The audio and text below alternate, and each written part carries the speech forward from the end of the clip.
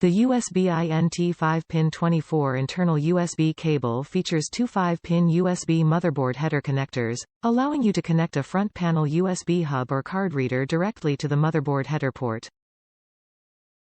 This 24-inch 2-foot cable provides a convenient solution for connecting devices that rely on a versatile front panel or internal USB port without installing additional cards or running cables externally to the rear ports.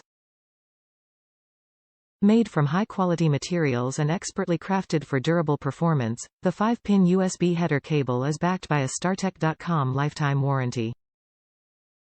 Top reviews from the United States. Useful in low light.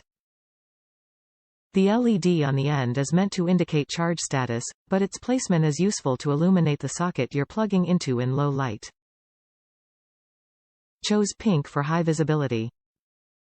Will likely purchase more of these in future. No more wondering if your cord is working. I think all cables should be like these. Or at least have a light indicator. These cables are great. Not only does it let you know that power is going through it, but also lets you know when an item is charged or stopped taking voltage. They can also be used to test USB sockets to find out if they have voltage. I have seen them before but could never find them to purchase. Hands down the best kind of cable for me.